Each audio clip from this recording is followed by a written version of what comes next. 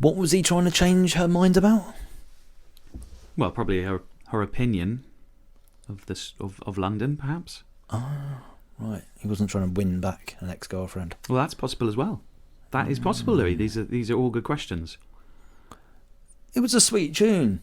Yeah. Let me take you through the streets of London. What are you thinking? And the stories.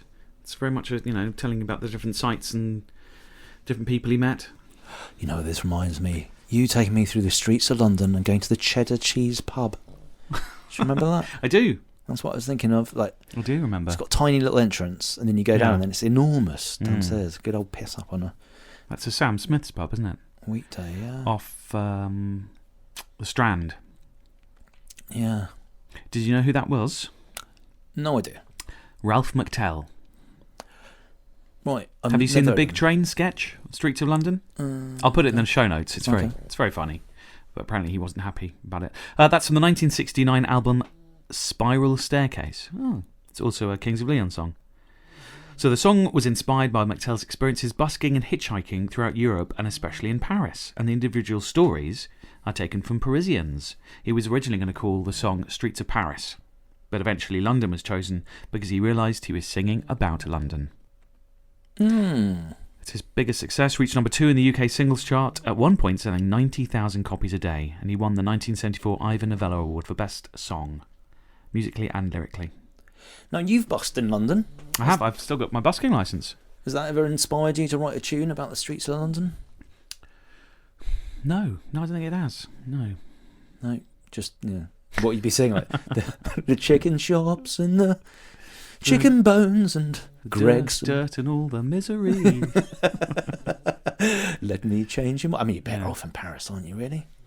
Well, as long as you can speak French, I think, yeah. Midi d'or. Yeah. Maybe. No, I might have changed my mind, actually, because that tune, I like that one. But it was a pretty... Was it 60s, 70s? As I said, 1969. 69. Again. Oh. Another 69er.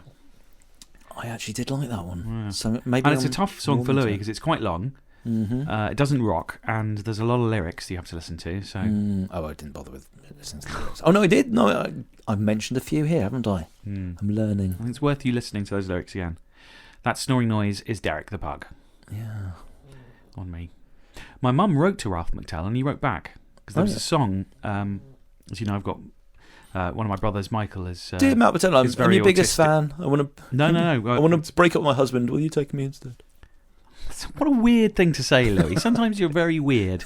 I hate to think what Esther Ransom would think if you sing. No, as you know, I've got my brother Michael. He's sort of very autistic and has sadly a myriad of other problems. But there's a song Ralph McTell wrote called Michael in the Garden.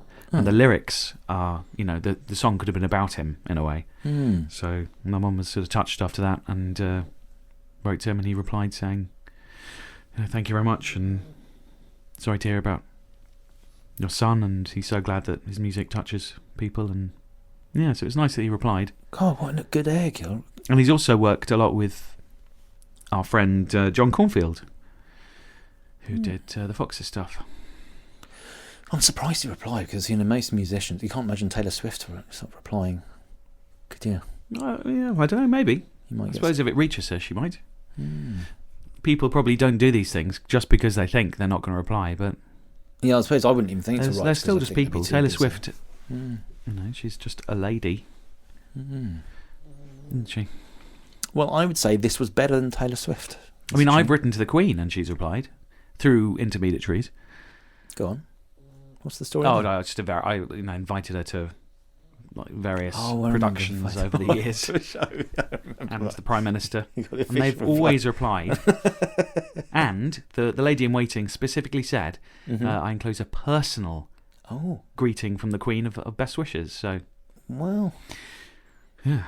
There you go. So people, they do reply, Louis. If you are, well, we should invite her on the show next Seek time. And ye shall find. Who would you write to then? If you had to write to what celebrity, what big star would you write to? Bill Hicks. He's dead.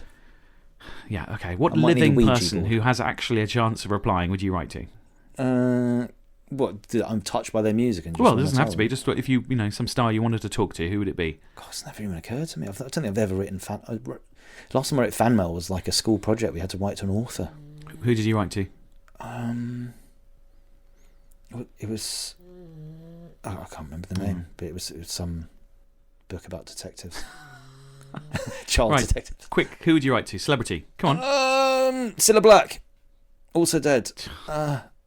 Eddie. No. Eddie Izzard. Eddie, go on then. Go on then. Jesus. Who's the lead singer from Queen? He's also dead. Yep. Freddie Mercury. Yep.